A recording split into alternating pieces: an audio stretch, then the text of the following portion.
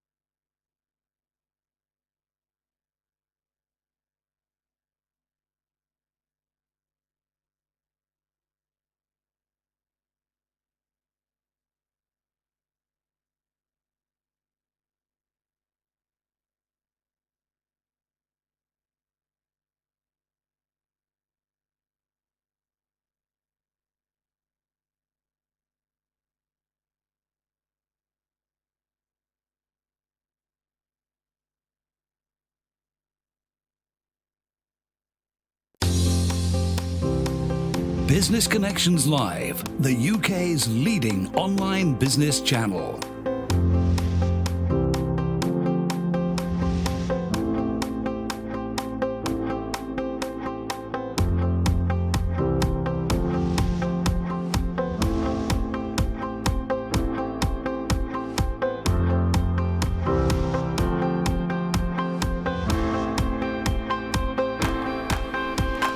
This is Business Connections Live with Steve Hyland.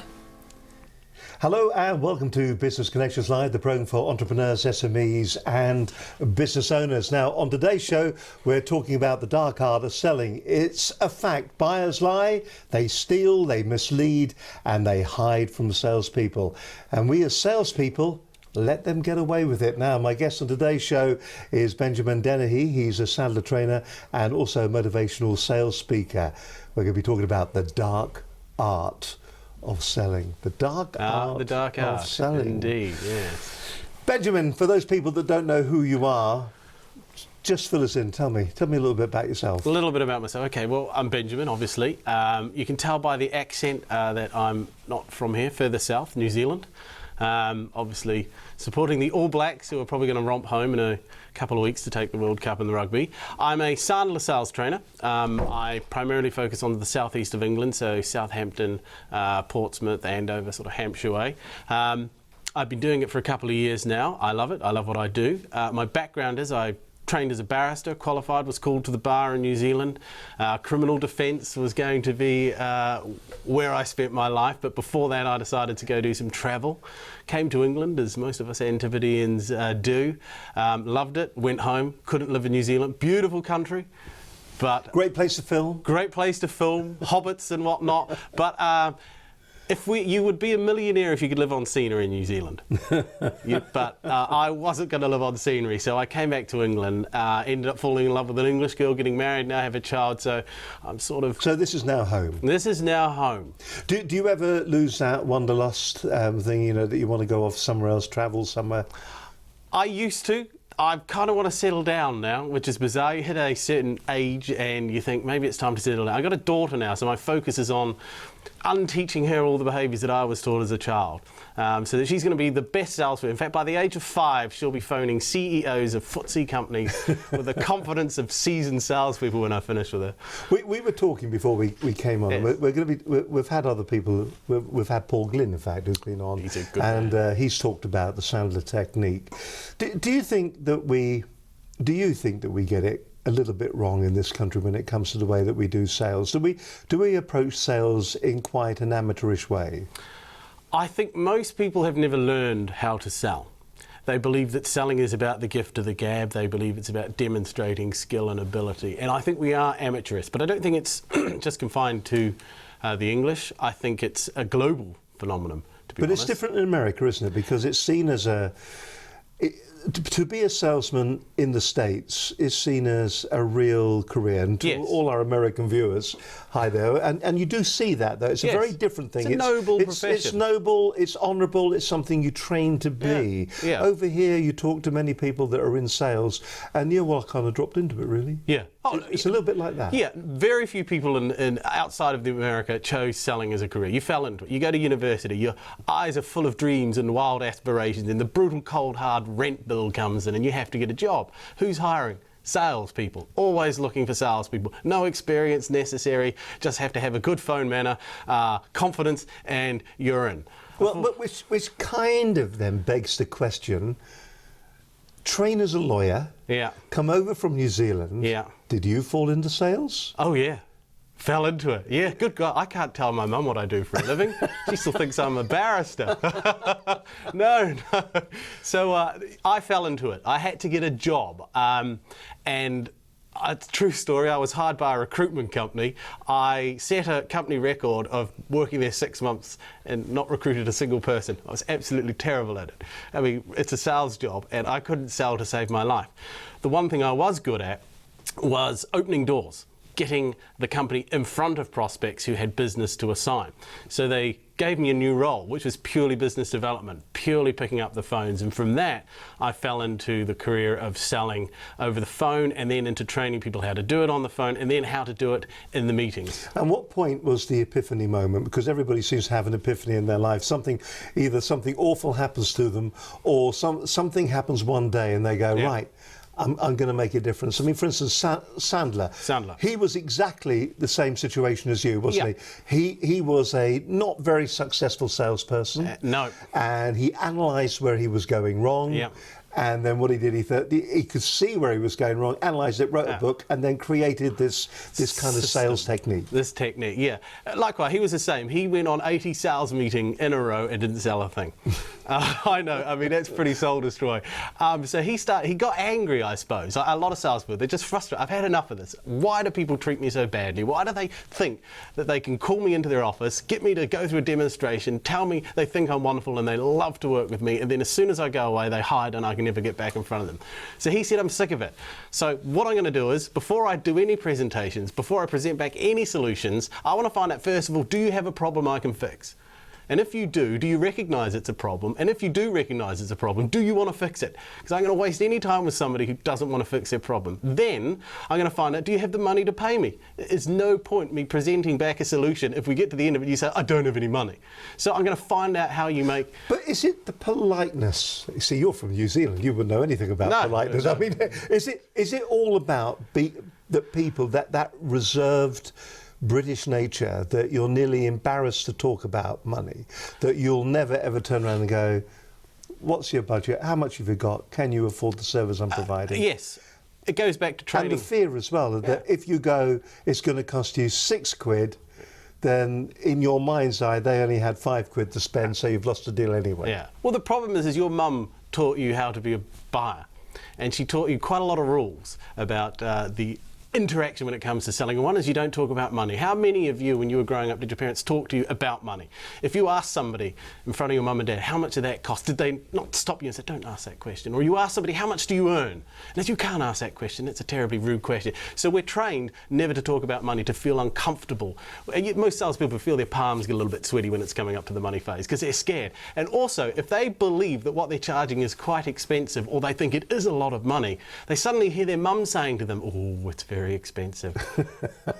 Do you think a lot of us, when we are talking about money, what we're doing is that we're doing it from our own personal perspective, Yeah. in as much as, could I afford that? Yeah. That's a lot of money for me, Yeah. so therefore can I ask that? Do you therefore think it gets easier if you're asking for a big fee, a lot of money? So we were talking earlier on about the fact that we were looking to raise money for a project we were Yes, working that's on, right. and we went out looking for 5 million. Yeah. Now everybody that five million pounds were barking. We should have been asking for 10. Yes, you should. We should have been asking for 10. It's such a big amount of money that it doesn't really have any substance to it. It doesn't feel real. And because you're now talking in a different league, people also think of it in that kind of, well, £10 million, that's they're just thinking in a different way. Whereas it's the old thing about if you were able to get a pen, and you could buy a pen here and it would cost you 20p, but you could buy it the other side of the street and it would cost you 15p, you would cross the street to get it cheaper. But some people, when they're buying a suit, they may be able to save themselves £150 when they're buying a suit by simply going down the road a bit, but they won't bother. Yeah. There's a price that they hit where they think that's acceptable. Money concept is drilled into you from childhood.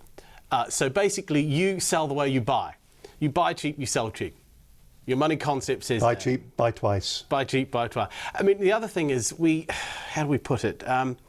If most people today are earning exactly what their mental state will allow them to. If you believe you're worth £50,000 a year, but you're only earning 30, wouldn't you be earning it if you were worth it? In your own mind. It's not. You set your own cap. You say, I've got this level of education, this is my skill set. I'll settle on this. So if our viewers today watched no more of this programme, that piece of advice is set your limits high. Set your limits high. Don't undersell yourself. If you can genuinely help someone and the skill that you have will help that person fix their problem and eradicate it forever, they should pay you good money for it. Set it at a rate you're comfortable with. If you set it too high and you're almost throwing up when you say it, then perhaps you've got money issues you need to deal with even further. But don't sell yourself short, because salespeople often do. They sell themselves too short, and it's painful to watch. So we're going to be talking about how you go about the process of not selling yourself short, how you make absolutely certain that you get your worth, that you've got the front to ask for the money that you feel you value. That you know your value, And the other thing that we're going to sort of say as well is that this is a game, isn't it? Selling is a game. Selling is a game, and buyers, I'm sure there's a few buyers watching, but buyers will lie, don't they? Buyers will lie. All the time. You are allowed to lie to a salesman to go to heaven. It is an unwritten rule. We all do it. There's people out there right now who've walked into a high street store specifically to buy something. The assistants come up and say, "Can I help?" And the first thing you say, "No, I'm just looking." It's a lie. Why? Why do we do that? Why do we think it's okay to say to a salesperson when they ask you, "Are you talking to anyone else?" You say, "Well, I'm not at liberty to disclose that." What is that? Or do you have budget? Oh, I can't tell you that. I mean, this is manipulation and lying at its finest form. But we lie not because we're nasty and mean. We lie because we don't trust salespeople. We don't trust salespeople. If you are in the whole industry of sales and people aren't trusting, well, maybe this show is going to be a bit of a revelation. If you find sales difficult, and I think we as a reserved nation actually do find going out there and selling, just to walk into somebody who's potentially a buyer that you know is going to be lying to you anyway, and just to stand there and go, "Look, what is your budget? How much have you got for this?" Of course, they're going to be worried that you're just going to quote to their budget.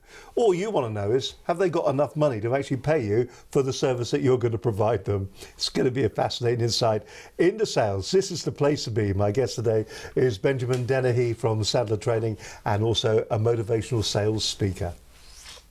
You're watching Business Connections Live. It is great to have you with us there, and I am looking forward to the rest of the show. It was an interesting show last week. If you missed out on last week's programme, we had a terrific guest with us.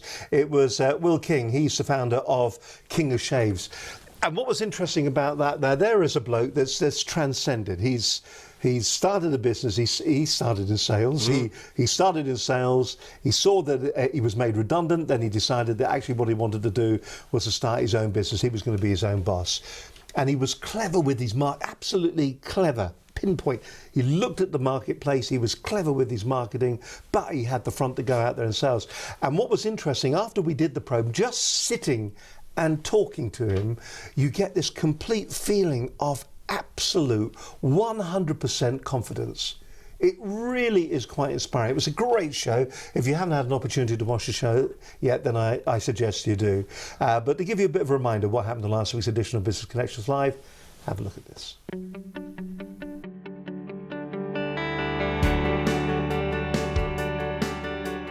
You're watching Business Connections Live, and my guest on today's show is Will King, founder of King of Shaves, and more recently founded the Entrepreneur in Residence company.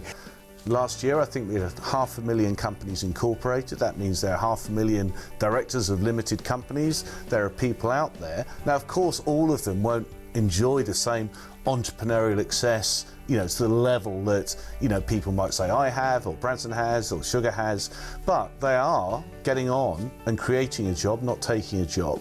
Now, what's happened in the last 20, 25 years is that you've had this ability now to vastly accelerate bringing products to market. So it's never been easier to start up and scale up a business. But there's a lot of noise. There's a lot of noise, and also if it's easy for you, it's easy for the 500,000 other people. The ability to develop a business, what you need to have early doors is a momentum. You need to be going really, really fast, because however long you think it's going to take you to go from zero to hero is probably going to take you 5 years. It always takes 6 to 10 times longer than what you think, which means you need to run a marathon at the speed of a Usain Bolt sprint.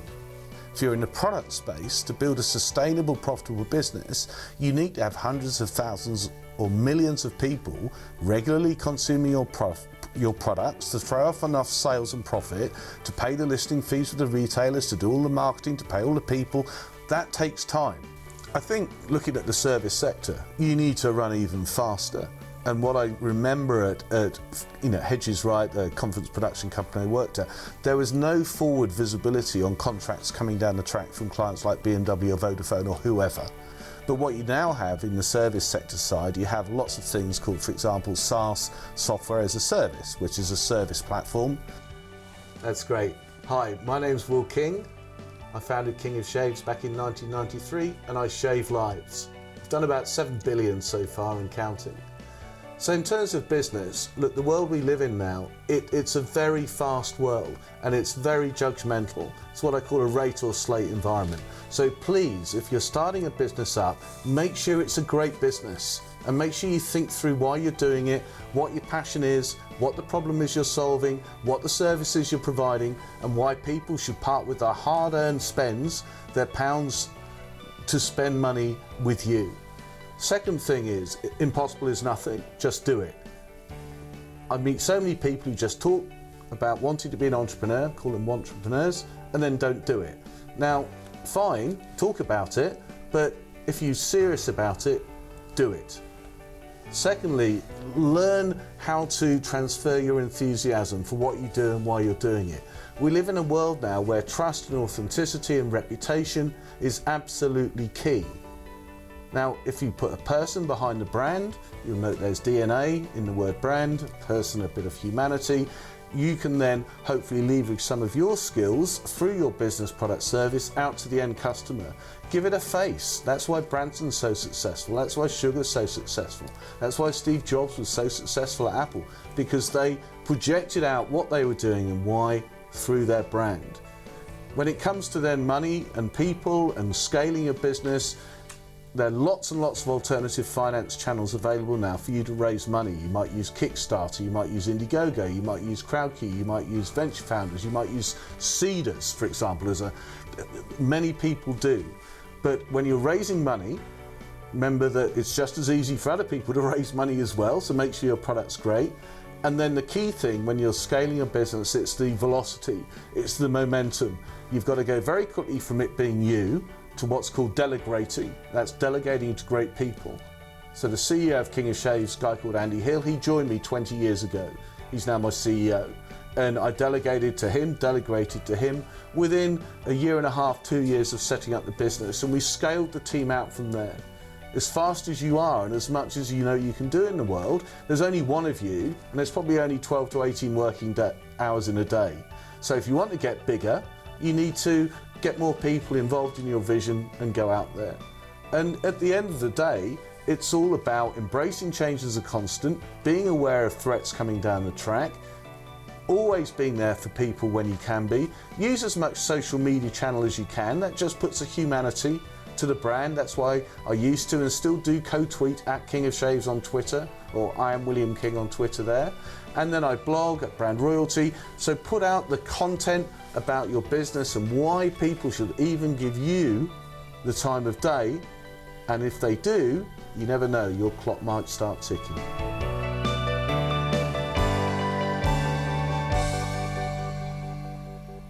Absolutely great show. If you get an opportunity, sit down for an hour and just listen to Will King, the King of Shaves. Fantastic insight into how you should be starting your business and how you should be maybe moving it on. I mean, there's a bloke that went from nothing. He had he was in business, he was working for somebody, he was the sales manager, and then over a period of time he had to let the sales team go, and then he was made redundant. The car had to go back. He was on his uppers. It was pretty awful, and he just took the risk. It took him 6 years to get the whole business moving along, but he learned the lessons the hard way, and it was all about perseverance and getting down there. At the very beginning of the King of Shaves, he told us on the programme that he was actually sitting there in his living room that he could only barely pay for, and he was filling the bottles up at the formula for the King of Shaves, and that really is the motivation. Now, of course, you know, he's done very well, thank you very much. King of Shaves has been sold. It's a very, very large, reputable brand, and it just goes to show you perseverance, and also, and he admitted it too, a little bit of luck along the way. All that together into the melting pot, and you end up with a successful business. Do watch the show. It was a real insight. You're watching Business Connections Live. Our guest on today's show is Benjamin Dennehy. He's a Sandler trainer and motivational sales speaker. And today we're talking about the dark art of selling, the frightening art for some people of selling.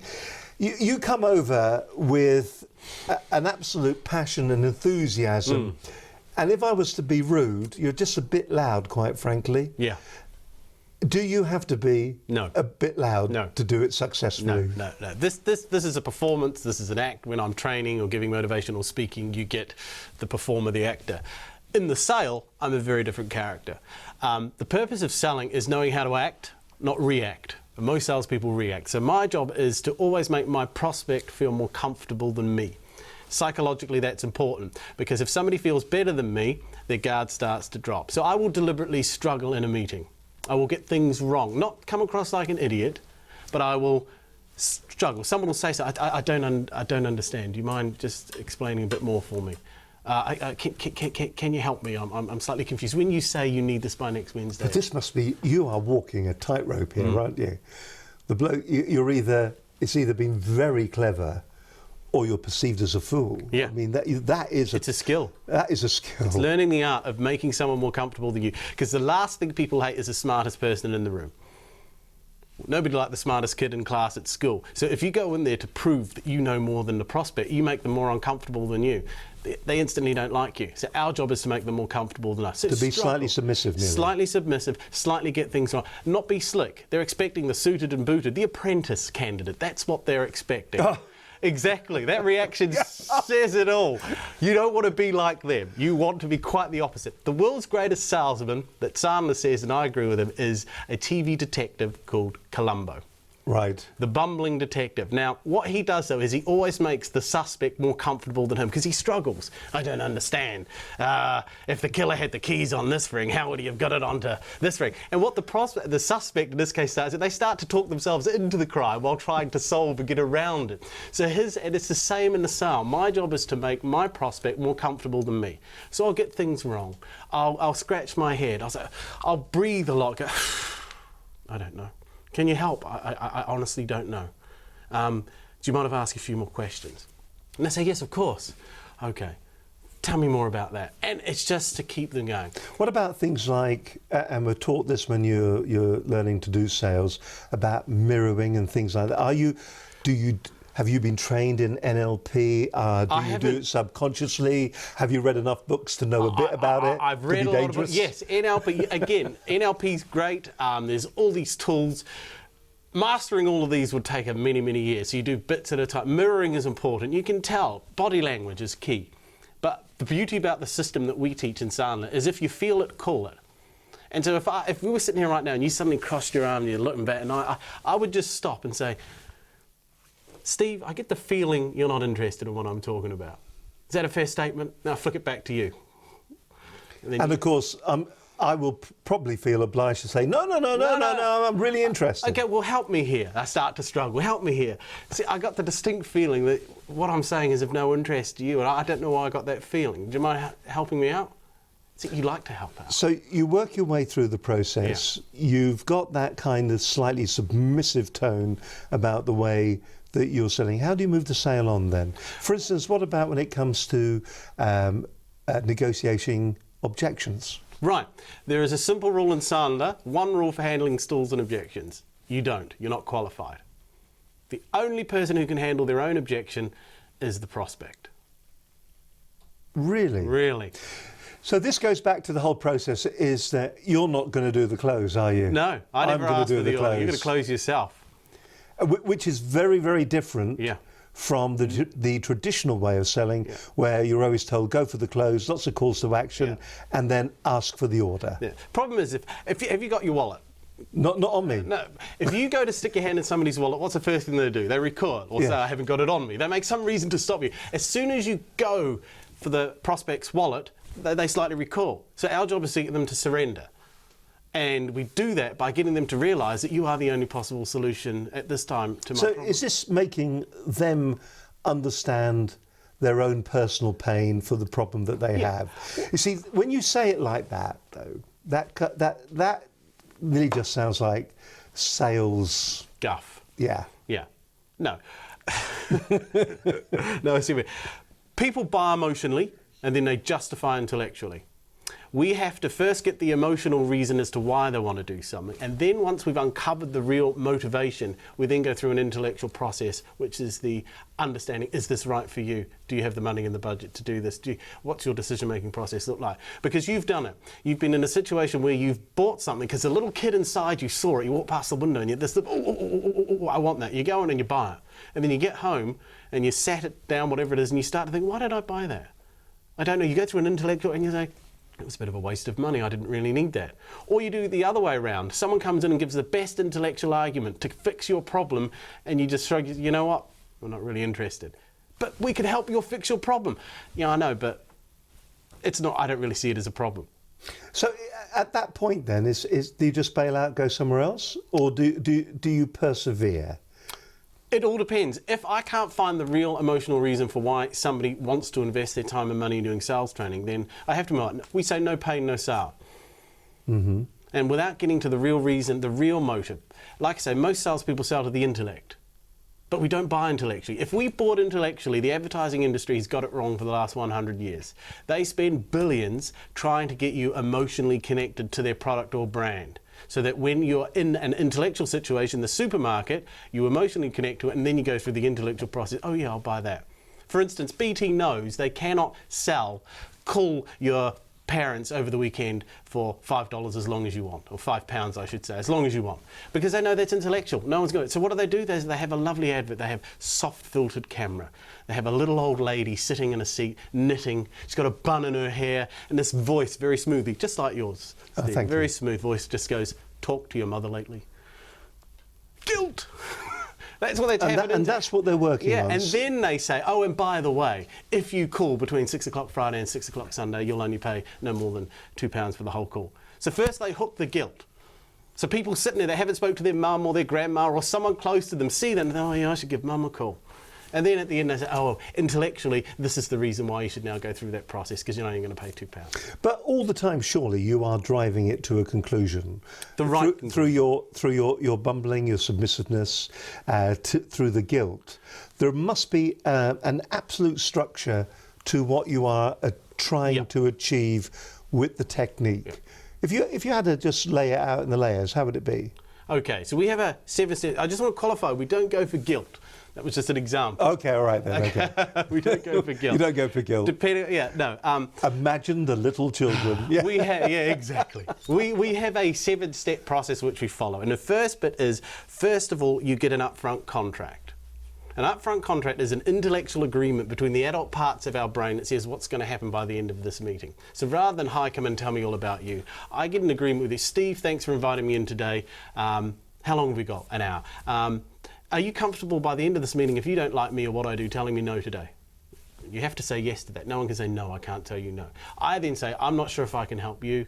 I'm going to ask you a lot of questions. And at the end of that, if I don't think I can help, I'm going to tell you no as well. So is it okay if I give you... So this is this whole area of being reciprocal, isn't it? Yeah. Giving something, and because you've given something... Mini contracting. They actually feel that they've got to give something back. The brain likes mini contracting, and this is the adult phase. I'm not sure if we've got time to go into the transactional analysis, the psychology behind this. Probably not. But getting the agreement up front as to what's going to happen at the end is important, because what you do there, I'm closing them. This is called the close. We're agreeing what's going to happen by the end of the meeting, up front.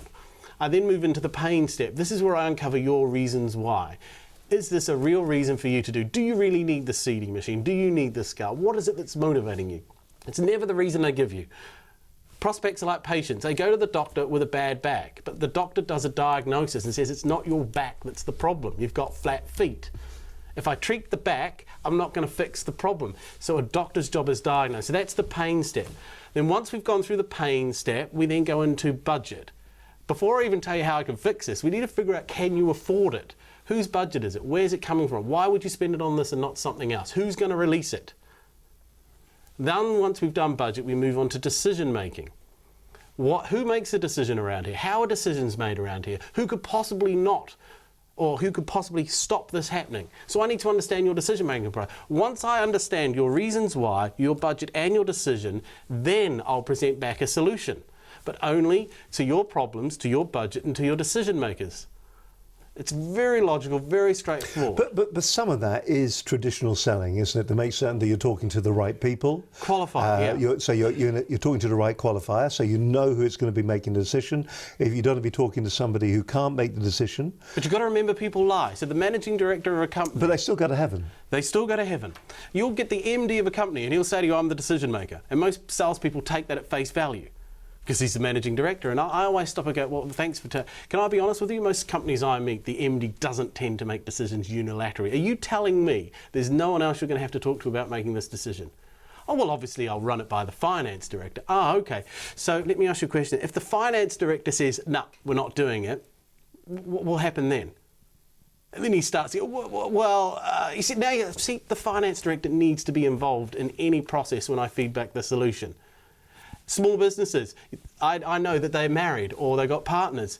People that run family businesses don't, again, make decisions on their own. So what's your wife going to say, or your husband, when you go home tonight and say, I met some Kiwi guy, I'm going to spend thousands of pounds with them on sales training. What's she going to say to you? She goes, no, you're not. No, you're not. Exactly. So how do we deal with that then? What are you going to say to her? So I now have to prep him for the conversation, because I know he's not going to make the decision on his own.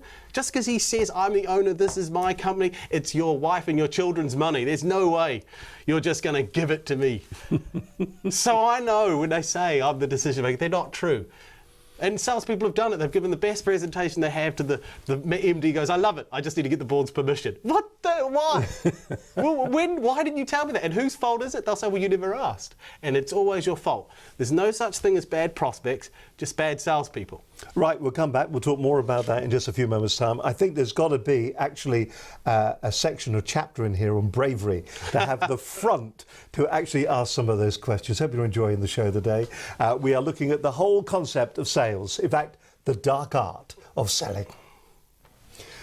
You're watching Business Connections Live. Great to have your company as always. We're live here on a Monday, and if you have been watching the programme just recently on the likes of Cambridge TV, thank you very much indeed. We hope to be expanding that across the local TV network over the next couple of months, and we're looking forward to doing that. And as always, what's wonderful about doing this kind of show is you get an opportunity to hear the voice of the experts who come in to our studio. Benjamin joining us, of course, today and talking about the Sandler technique. We've had other experts from Sandler in. It's interesting because it is consistent, which is very encouraging, by the way. It is a consistent board. And I'm sure if Paul Glynn is watching this right now, he's probably thinking and says, yeah, I agree with everything that has been said so far. Paul Glynn, by the way, is Sandler M25, I think. I believe so, yeah. That's the one he is. So do check him out. You can also see his promos too, which really reinforces what we're talking about. But do imagine that you've got a program like this, and say this program was about your business, and you were able to have a conversation like we're having here, but about your business, about the things that are important to your business, about the benefits. I know you don't like that, benefits, the features, about what your business can offer your prospective customers, where you can paint a picture about your business so that instead of it just being a load of words all jumbled up on a newsletter or something, that you can actually present in pictures with a kind of a feeling, an ethos, so that when they're watching whatever it is, they actually get a feel about what your business stands for. Imagine doing that. Imagine changing the way people perceive your business simply by a little piece of video on your website. We do a thing called Your Brand TV. Have a look at this because it may change the way you do business. Still sending out conventional newsletters to customers? Do you just want a more engaging way to talk to your customers and employees? Hello, I'm Steve Hyland. And I'm Linda Bazant of Business Connections Live.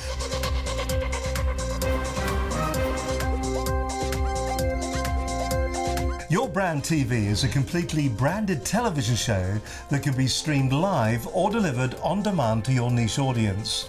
Be the first in your market to capitalise on the online media gold rush that is using online video to effectively deliver news, information and education to key personnel and clients. Video attracts 2 to 3 times as many monthly visitors. It doubles their time spent on your site and has a 150% increase in organic traffic from search engines. Large networking organisations are already utilising the power of Your Brand TV to market, promote and publicise to their members and groups across the UK. Your programme will be branded with your corporate colours and logos in your own broadcast quality network studio. You can choose the format. It can be news or magazine or interview in its look and feel. You can have live guests on your show or you can Skype them in. You can stream the show live or on demand, so it's available for catch-up. This is a chance to deliver your message in a new exciting format that will allow your business to cut through the noise and stand out from the crowd and engage your workforce and customers. This is Your Brand TV.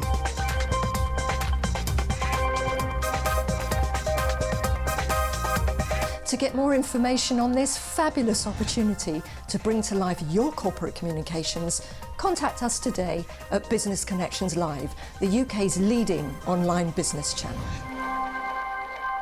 It's a really good idea. If you want to check it out, just go to the website I'll give you all the details right now as well. It is at businessconnectionslive.com. You can also email us if you wish at studio@businessconnectionslive.com. There you go. There's all the information that you need. If you want, you can also call us. You can have a word with us. You can just have a chat. Have a talk to either myself or to Linda Bazant. Telephone number is 01784 256 777. And if you want to follow us on Twitter and get the latest information, then you can do that simply by going to BCL Business TV. Now, last week we had a little bit of a chat on the programme about whiteboards and how I thought that whiteboards were a bit of a waste of space when it comes to using them on your website to sell your brand, to sell your business. And we had loads of comments come back. We sent it out as a small short video, in fact. A lot of people came back and said, I'd just like to say I agree with what you're saying. And a few came back and said, look, we disagree with what you're saying. I'm open to that. I may not be right, but I'm never wrong.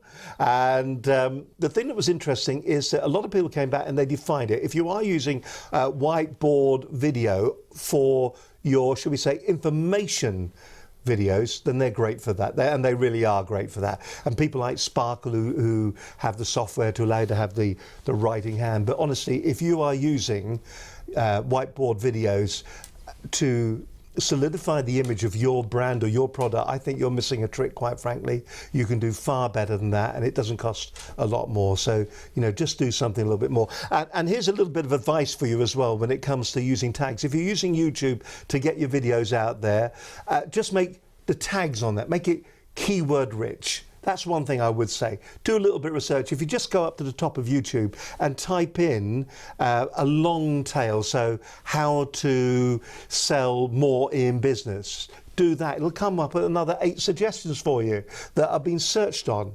So you can use that.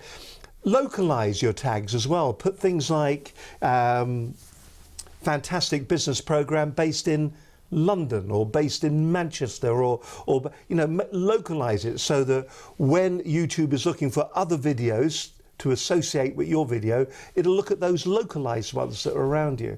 And this one, I think, is an absolute cracker. Find channels that are doing similar things to what you're doing. So, for instance, we're Business Connections Live.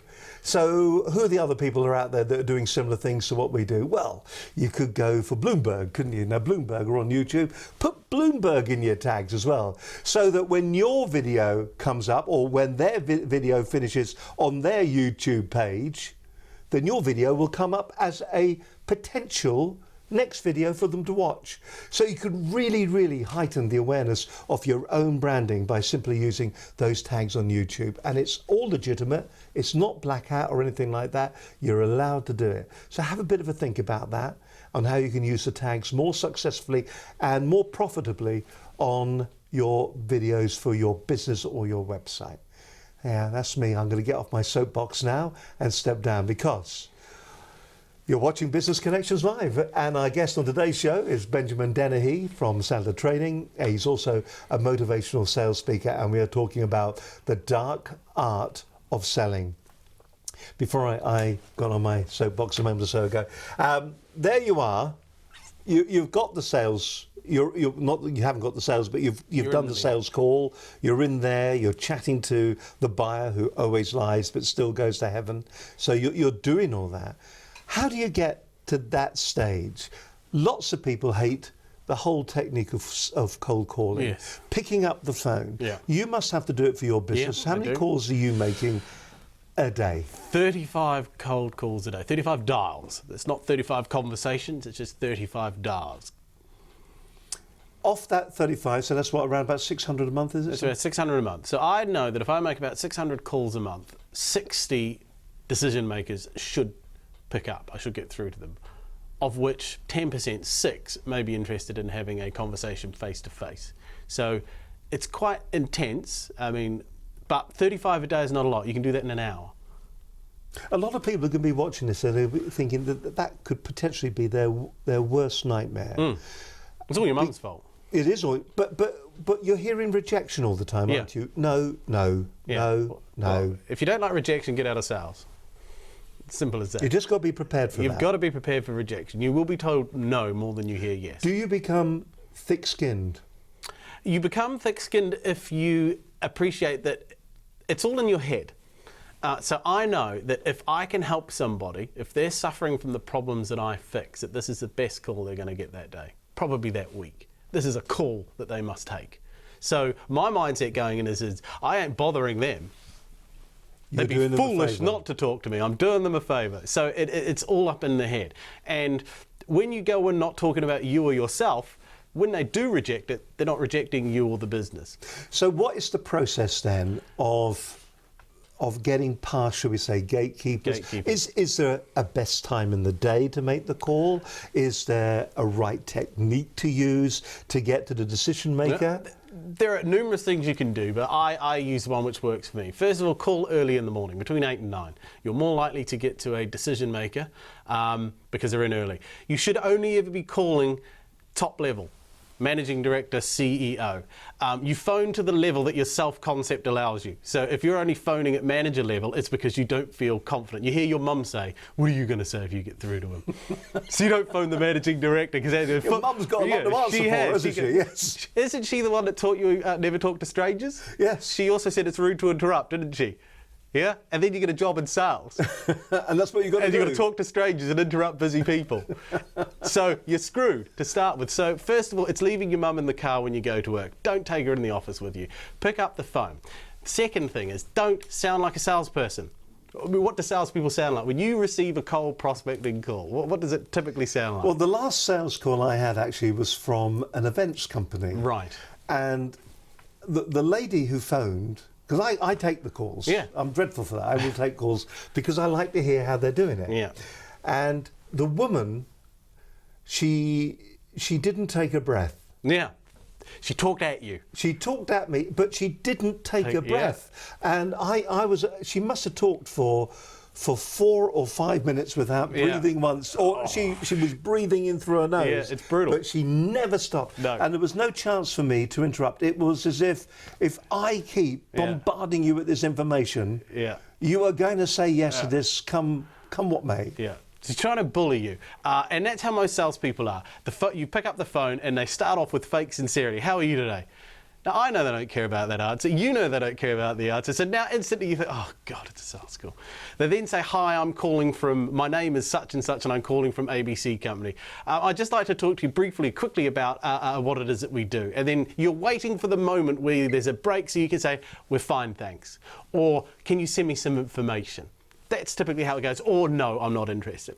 Problem with that syntax is you've never been given permission to talk to them. Secondly, you sound like every salesperson. Every salesperson phones up and says exactly the same thing. Hi, is that Steve? How are you today? Blah, blah, blah, blah, blah, blah. So I do the exact opposite. I can never sound like a salesman. So the first thing I do as soon as you answer would be, Steve, this is a cold call. Do you want to hang up? You see, the problem is you hate being told what to do. You instantly say, no. Depends. What's it about? You're now giving me permission to talk to you. The psychology has changed. I then say, look, Steve, let me have 30 seconds. And by the end of those 30 seconds, you can either hang up or invite me in. Does that sound fair? And they often say, OK, fine, you've got 30 seconds. Some will be smart and say, you can have 20. Remember, a salesman never reacts, he acts. I pause and say, look, I really do need 30 seconds. If you like, I can call back. No, fine, have your 30 seconds. See, it's all about the game. Look, and then I talk about the problems that they could be suffering from. I never once mention my name or my company. I just say, look, typically I'm invited in by managing directors of companies in the Southampton area. They're frustrated that their salespeople either don't have the motivation or are reluctant to pick up the phone. Others are worried that when they do pick up the phone, they're failing to get past gatekeepers, or they're getting fobbed off with excuses like send me through information or we're fine, thanks. And a few are concerned that when they do get through to the decision maker, they're not qualifying properly, and as a result, they're setting up meetings with non-prospects, which has an extended sales cycle and often hits bottom line because they're professional visitors rather than salespeople. I don't suppose any of that sounds relevant in your world. It sounds very relevant because I think we've all been subject to that kind of sales call. Because it is interesting, you look at people's websites, and of course, you know, on their websites they will say, we've been established for 400 years, no one cares. we're this, we're that, we've got 500 vans. The only reason I've come to your website is to see if you sell the widgets that I need. Yeah, it's never about you. This is the important thing to learn about sale. The sale has nothing to do with the salesperson. It's nothing to do with your product. It's all about the prospect and their needs and what they want. All right, so he gives you the 30 seconds. Yeah. You haven't, is there a time within that 30 seconds where you do say a bit about who you are? No. Or does that come at the meeting? No. Because at the end of those 30 seconds, I say to him, does any of that sound relevant? If he says yes, I then say, of those 3 things, reluctance, picking up the phone, not getting past gatekeepers, or not qualifying properly, of those 3, which one's bugging you the most? Not getting past gatekeepers. Not getting past. Great. Oh, Steve, I've had my 30 seconds. Do you mind if we talk for a bit longer? Yes. Now, it's important you tell them you've had your 30 seconds. See, this is where bonding and rapport builds. People say they don't trust salespeople because they're dishonest. This is the key. Mentally, I've now said, look, I've had my 30 seconds. Do you mind if we talk for a bit longer? You have to say yes, because I've hooked you in your world now. We're talking about you and your problem. So you say, yes, it's fine. Well, look, and then I go into some questioning. I go, well, why did you pick that one out of interest? And then you give me an answer. So, all right, now, so that works. That works. And that's what you're going to find if you pick this book up and you read the book and you go through it, and it's going to give you examples of that. You can't teach a kid to ride a bike at a seminar, blah, blah, blah. Now, in the real world... In the real world. In the real world. Not in the studio. Not in the studio, but right. in the real world, when you've done that, yes. What are the get-out that the people on the end of the phone in the real world really use with you? Okay. So you say, I want 30 seconds of your time. Yeah. What do they really say? When I do my if they suffer... See, the purpose of a cold call is to qualify whether or not someone's worth meeting. It's not selling. I'm not there to sell anything. I'm there to qualify, should I meet you? If they say yes to any of those pains, I explore further. Some will say, no, we're fine, thanks. Now, that's a glib answer because they haven't really listened. And so whenever someone says, now I've got to pick a bit of a fight with them, I don't take we're fine, thanks. I know that's a lie. No one's sales are fine. Everyone wants to sell more, so don't give me that line. So I say, no, you meant to say everything's perfect, didn't you? And then they said, no, I didn't say perfect. Oh, I don't understand.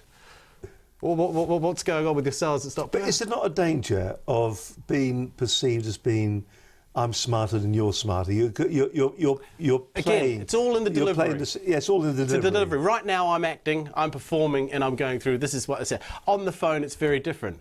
Are you slightly submissive on the phone? Is the tone of voice important? Yeah, my job is always to make that person feel more comfortable than me. So I still act on a phone. I say, I'm confused. I don't understand. You meant to say everything's perfect, didn't you? No, it must be me. I don't understand. Do you mind explaining what could be done better? Do people ever say to you, I understand, I can see what you're doing? Yes.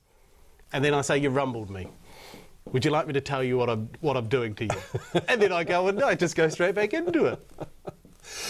Do you have to be a performer then to be a successful salesperson? Yes. Do you have to be able to take that persona on? And because it's not a script. No, but no scripts. When I was working in radio, we would call them crutches. They are things that you can say without thinking. For instance, when you listen to the radio, a lot of the presenters will be able to tell you the station call slogan and also the frequency. So it'd be, Diddly Bob FM with a bit of music mix. They'll be able to say that at a drop of a hat without thinking about it. So do you have a list of things that are sitting there in your repertoire that you can call on like that? I have a list of reversing questions. You see, the problem with most sales is people that all they want to do is talk about them and their business. I don't want to do that. I want the prospect talking about them and their business because that's all anyone's interested in is them and their business. That's what we love doing, is talking about ourselves. So when they ask me, well, who do you work with currently? I then simply reverse, so that's a great question. Is there any specific companies or sectors you're interested in that I mentioned? And then they may say, yes, I'm interested in transport. Interesting. Why did you pick transport out of interest, can I ask? Oh, because we don't want to work with somebody that perhaps works with one of our competitors. Okay, so if I told you I didn't work in transport, what would you say? Well, then we can keep talking. Fine. So it's all the time, it's looking for that qualifying. Qualifying, constantly qualifying. All the way through. Salespeople waste their time kissing frogs. Because hope could go on a pipeline. Hope is what they get to talk about at Monday morning sales meeting. But it's never going anywhere. It is their number one currency for poor salespeople is hope. Well, they really, really liked us. Oh, I think they're going to buy. They made us do a 42-page proposal. Who would do that if they weren't going to buy? Did they buy? No. What happened? Oh, it was budget. It was the wrong time of year. Excuses. Poor salespeople blame everyone and everything except themselves. So when I asked them, so when did you find out about, I didn't. When you found out who was making the decision, oh, I didn't. Okay, so when you asked them if their competitor or if their current supplier comes back and offers them to do the same deal at a discounted price, what would they do? I didn't ask that. Why not? Well, because it seemed rude. Yeah, but that's what they've gone and done. So why didn't you find out? Listen, we'll talk more about it. Are you going out there and kissing frogs at the moment when it comes to your sales? Small businesses, we've got to kiss many frogs, or maybe we should stop kissing the frogs and start kissing the princesses. Listen, more still to come on this edition of Business Connections Live with my guest, Benjamin Dennehy. Hope you're enjoying today's show. It's a real insight, if you don't mind me saying. Are we on live? Yeah, we're still live. Oh, right. Sorry, we're still on the telly. Yeah. Oh, right. No, I just sort of thinking it's a real insight. Yeah. We're just got a little short video from a guy called Jim McLaughlin who talks a little bit about understanding and talking the customer's language. Do you think that's important? Do we need to? Please say yes. I take it we need to understand what the customer is about before the call, or is that important, do you think? To me, no. I just need a job title, managing director. And that's what you're looking That's for? all, yeah. And then I know the pains that they should be suffering from. If they don't have those pains, I can't help them. My job, you see, you can't convince anybody of anything. They have to discover that they need what you have. So a salesman should never convince, because he can't. I can't convince you to do anything. At some point, you come to the decision yourself. You discover this is the thing I should be doing. And then you say, well, I convinced. You didn't convince anybody of anything. They have to discover for themselves. So for me, I just need a phone book, managing director and a telephone number, and they have to have people that sell. And I know they're going to be suffering from some or all of the problems that I can fix, maybe not to an extent they want to fix. Remember, a lot of people are quite happy putting up with what they're doing. I can't help them. See, no pain, no sale. It's got to be something you really want to fix. All right, put a sock in it right now. There you go. Thank you very much indeed. He says moving smartly on. Let's just remind ourselves about what Jim was talking about, where we were looking at the whole world of talking your customer's language.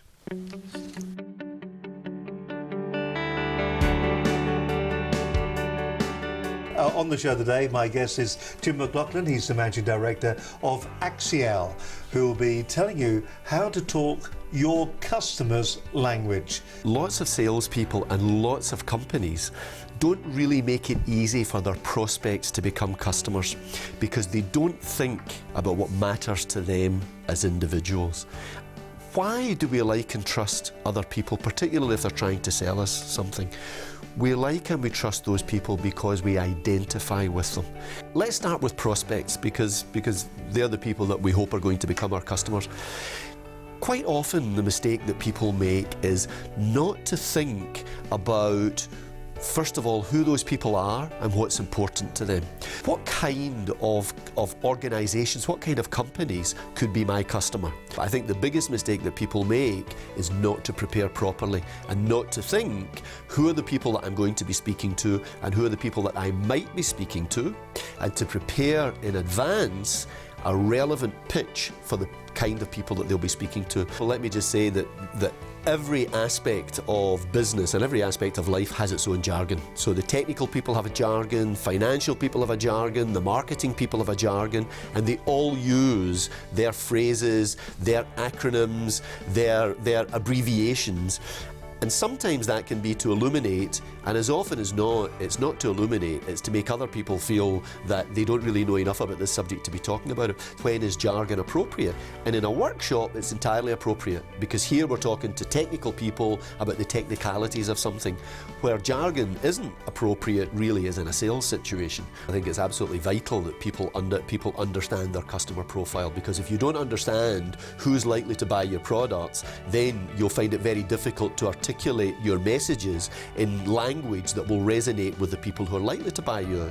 And it's not enough to say, oh, anybody will buy our product or service, unless you're in a consumer market, or unless you're in a situation where you have something that's absolutely unique and people are beating a path to your door. Selling anything is a journey. It's a journey which can be likened to a conversation or a series of conversations, because when you're selling something in a business-to-business environment, typically it's not really about selling, it's about making it easy for someone to buy something that is going to deliver a benefit to them. So you've stood back and you've looked at your marketplace and you've decided these are the people that we want to target. So the next thing that you're going to decide is what are the channels that I'll reach those people through, and some of those channels will be social media channels. There are various social media channels, and there are new social media channels coming up all of the time. The ones that are most frequently found in business are your company website and blog, Twitter, Facebook, and in a B2B environment, most importantly, LinkedIn. So if you want to make sure that you get the language right in which you're presenting your products and services, the first thing that you really need to do is to define who your customers are. We tell our customers to think about it in terms of what size of organisation, what market sector they work in, is it public or private sector, where are they if geography is important. Once you know what type of organisation that you're selling to or that you want to sell to, the next step is to decide who are the decision makers and who are the influencers who will be involved in making a purchasing decision. You need to prepare your messaging appropriately for those different people and those different organisations. And I would suggest that you have an elevator pitch, just a few words as we talked about earlier that describe what you do, and you've got an elevator pitch that you can deliver in 30 seconds, one that you can deliver in 2 minutes, and a longer one that you can deliver in 5 minutes that tells people what benefits you offer them, usually how you can help them generate more revenue, how you can help them take cost out of their business, how you can help them remove risk from their business, or how you can help them make their business more agile. Then you need to decide what are the right channels to deliver that message by. Is that going to be through a website, a blog, social media, email, direct marketing, or the telephone? And once you know the answers to all of those questions, it's much easier to make sure that the language that you use is relevant for each of those individuals via each of those channels.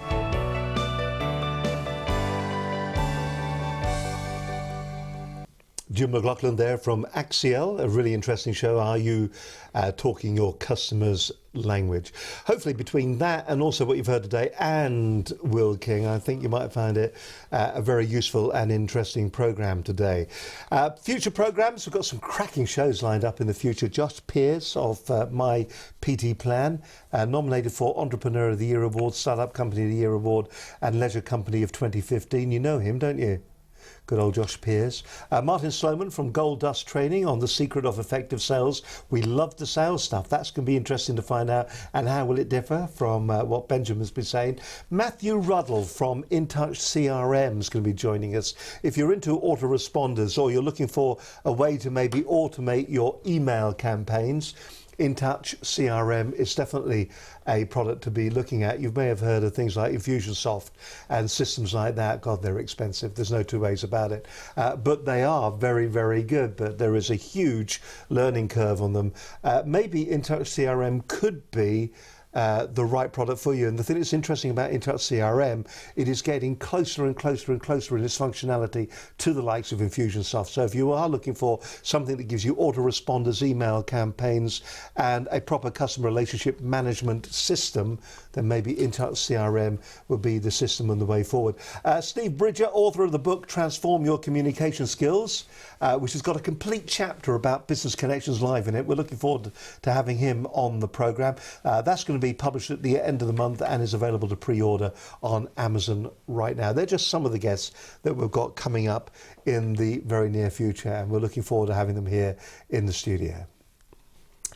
My guest on today's show is Benjamin Dennehy, saddler trainer and motivational sales speaker. We've been talking about the dark art of selling. If you've been feeling slightly uncomfortable, we do not apologise for that, because that's what this show has been all about today. A lot of people, I suppose, they have their own perception of what selling is all about and how you should go about doing it, how you should do cold calls, how you should do the sales meeting.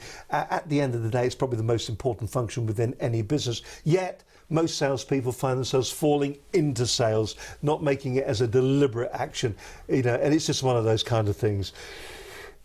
Let's move on a little bit, because it is all about control. It is. And who is in control? Is it the seller or is it the buyer? And if it is the seller in control, should the buyer feel that they're in control all the time but aren't? Traditional sales, the buyer is in control. They invite you in, they ask you to do some form of presentation, some form of pitch. You ask them questions, they answer your questions. You get to the end of that meeting and they don't commit. They say, look, we're very interested, but we've got to talk to 2 or 3 other people. Could you document your stupidity? Could you do a quote or a proposal telling us how we can fix our problem and how much it'll cost? Send it over to us and we'll be in touch. And then quite often the prospect goes into hiding at this point in time. That is a system, it's very strong. We as buyers do it because we believe as buyers, because we got the money, we're in control. The man with the gold makes the rules. It's just what everybody thinks. The customer is king. These are all made up by prospects, these rules. But actually, ask yourself this. Who has the problem in any selling situation? The prospect or the salesman? Well, the problem is always going to be with the prospect, because right. you're there to sell them the solution. What? Not you're there to decide if you should sell them the solution. Sorry. You see, this is what I had this problem with Paul Glynn when he gave it. Salespeople shouldn't be desperate, needy, and skint. If they are, they're not a salesperson. A salesperson should always be in control. I know I can help you, or I may not help you, but you don't call the shots. If you need a lawyer who's going to represent you to the best of your ability, you come to me and I will decide if I can help you. Not the other way around. Just because you got the money, take your money elsewhere. I don't need your money. I'm financially independent. I don't need the business. That's what every salesperson should be saying to themselves. Selling is about controlling the process. If I can help you, I determine and at what rate that works. Not you. Just because you've got money, I can get money from anywhere. It's a commodity. You know, I can mug an old lady, could rob a bank, kick a tramp to death. There are so many ways you can get money, right? Right. It's a commodity. What you have is skills, expertise and knowledge. Therefore, you should be in control of that. But most salespeople give it up because they've been taught you need to be liked, or you must do what the prospect wants. Show willingness. All of these things. You always put the prospect on a pedestal. But what if they don't buy from us? Well, they don't have to. But I don't have to sell to them. The only thing they have is choice. But they still have to fix their problem. So selling is maintaining control. If you set up your own business because you didn't want to be a wage slave, because you wanted to be your own boss and call the shots, why then do you start selling and let the prospect call the shots? Think of it, in most selling situations, who is calling the shots? It's often 90% of the time, it's the buyer. And most salespeople are simply order takers. McDonald's doesn't sell anything. What's the thing they say to you when you walk in? May I take your order? McDonald's doesn't sell me anything. I go in and I place an order, they take it and fulfill it. That's what most salespeople are like. They never sell. Selling is getting your fees on your terms and both parties walking away satisfied. I don't teach people how to negotiate. So if you want negotiation skills, join the FBI. Negotiating is what you do once you've screwed up the sale. You're now haggling for best deal. I don't teach people how to discount. Anyone can discount. Anyone can give product away. That's not selling. Selling is your fees on your terms. It's maintaining control. Most salespeople are wimps. They hit wimp junction and they bottle out. I have never been thrown out of a sales meeting, and boy, I've tried. I've only wimped out. But this is down to the whole element. It's all up here. But it is an element of bravery, isn't it? It is. It is that it's being brave enough to voice your convictions in the environment. Nurturingly too. I've got to qualify everything I say. Today is an act, it's a performance, folks. I'm not like this in a sales meeting. Some people get scared off and say, oh, I couldn't. I'm not like this in a meeting. Yes, it's about nurturingly letting the prospect discover that they need you. Not going in there and bamboozling them with how wonderful you are. I put it down as the equivalent of going out trying to meet someone on a Friday night, and you see the person up at the bar, and this is how most salespeople would do this. They would go up to the bar and they'd say, hi, what's your name? He'd say, oh, it's Steve. Steve, shut up. Let me talk all about me for the next 5 minutes and how wonderful I am. And at the end of that, you're going to decide if we're going to go off together. What are the odds of anything happening? Nothing. Nothing. Yeah. Exactly. So why do salespeople do it? Why do they pick up the phone and talk at you? Why, when they go into a meeting, tell them all about our widgets and how our widgets do this and who we work for and how... No one cares. Selling is not about going in and convincing anyone of anything. It's getting the prospect to discover they need what you have. And the only way you do that is by maintaining control, with always the threat of pulling away that solution from them. Because you have it and they need it. That's the difference. You don't need their money. If you need their money, you shouldn't be in sales.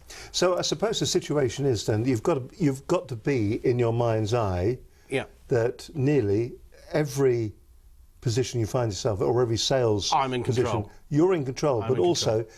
if it doesn't happen, it doesn't happen. It doesn't happen. And it doesn't matter. And the great thing is, we'll know why, rather than the usual excuse. Why did we lose the deal? I think it was something to do with budget, or they went with somebody else.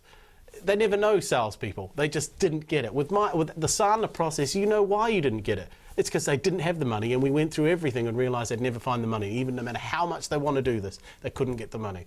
Or the decision-making process. We found out that this decision was going to be made in the United States, not in England. It doesn't matter how much they wanted this product, it's going to be made in the US. I'm going to ask you a question, Yeah. and I need a brief answer from you on this. Okay, I'll try. Of the people that you have coached and educated and trained in this particular technique, what reaction do you get back from them? Do they come back to you, banging on your door saying, give us more training because this is really, really working?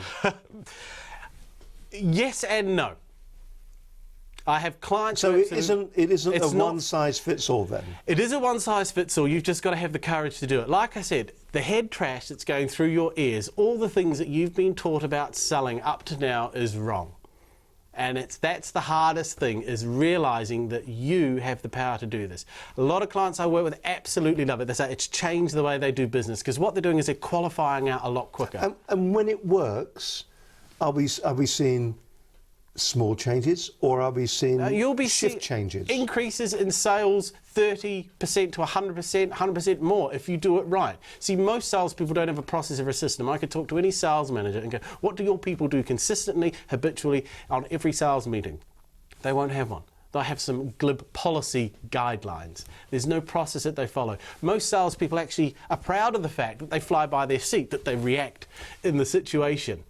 No, professionals. Yeah, professionals don't react. It's all an act. I know what's going on the whole time. I know exactly where I'm going, but the prospect doesn't. So my job is to guide them there. Just like a good lawyer and cross-examine slowly walks the witness to the edge of the cliff so that they drop off the end. That's exactly what we do in sales. Listen, it's been a fascinating hour. It really has been a fascinating hour. We always ask our guests to give some takeaways at the end of the show. We have a camera over there with the big number 1 on it. All you've got to do is look straight down that camera, say who you are, where you're from, for that matter, and then give us the takeaways that we need to be thinking about when it comes to the different ways of doing sales techniques. So camera number 1 is yours. Take a breath, say who you are, where you're from. The airwaves are all yours. Thank you. Well, my name is Benjamin Dennehy from Sandler Training. I'm also a motivational sales speaker.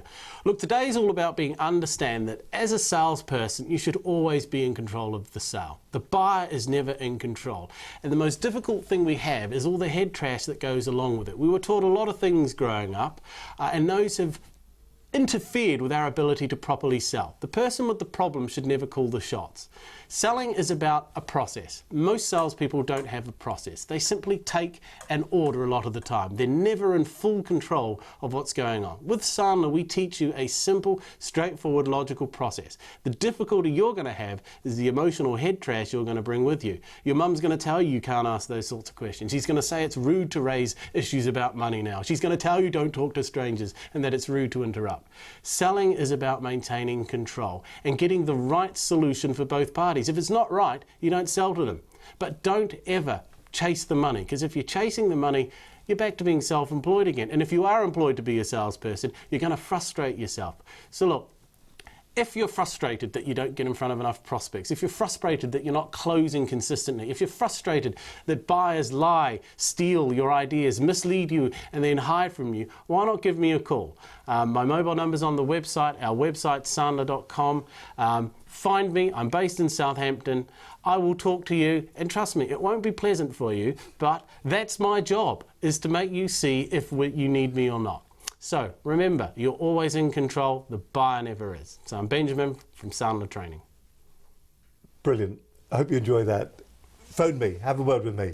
You won't enjoy it, but it's well worth the call. It's what it's been all about today, hasn't it? If you want to find out more about Benjamin, you can also go to his website as well. There's the website, Sandler Training Southeast, and you can find out a little bit more about Benjamin there as well. I love the image, by the way. Is the image deliberate? I mean, it is, isn't it? I know it is. You look different. The braces, the shirt, the hair, all of that. You have a very unique look, don't you? Human beings are social creatures, and psychologically, I don't want to walk in the room suited and booted and looking sharp, because that's what they expect a salesperson to look like. I want people to drop their guard, because I know they're going to lie to me anyway. So I need them to feel comfortable to start telling me the truth. One is not looking like a salesman. Now, this is my look. I had a meeting with an MD, and I said, look, some people don't like me. They don't like my style, they don't like my technique. And he looked at me, he said, what about your dress sense? Is it the beard and the hair and the braces? I said, yeah. I said, some do. I said, look, would you like me to leave? He said, no. See, we Stay here. dealt with It worked. Listen, it's been an absolute pleasure. Put it been a there. pleasure. Thank you very Thank much you. indeed. Hope you found today's show inspirational, a bit of an insight when it comes to sales, and maybe you want to find out more, as we said, about Sandler training, and also how maybe it can help you when it comes to sales. I think the piece, in fact, on cold calling is absolutely invaluable. So, you know, if you want to get more information, just follow Benjamin there. But from all of us here, thank you very much indeed for watching today. And it's been a cracking show, and thank you very much once again for coming in. Just a quick reminder as well about our future guests. Well, on next week's show we have Vanessa Lanham Day. We're talking about Facebook advertising. Facebook advertising next week. Facebook really have upped the game. YouTube for a long time, of course, has been the place where you can put your videos, but of course you can do that now with Facebook. You can put videos up there, you can use it, and they've been very, very clever.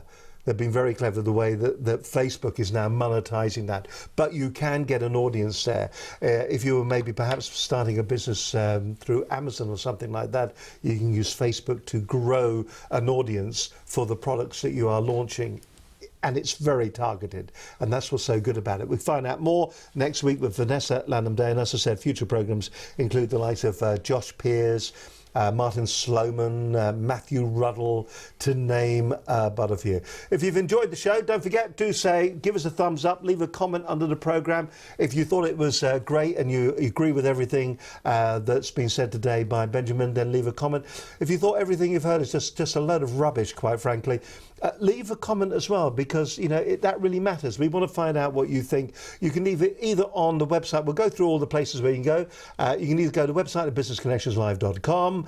You can send us an email if you want to contact us directly to studio@businessconnectionslive.com. You can also telephone us on 01784 256 777, or if you want, you can follow us on Twitter or at BCL Business TV. Time to press the button that rolls the credits, because that's your lot for this week. Thank you very much indeed for joining us. We'll do it all again next Monday at 12 noon. Till then, have yourself a great week and successful selling from myself and Benjamin. Bye for now. Bye-bye.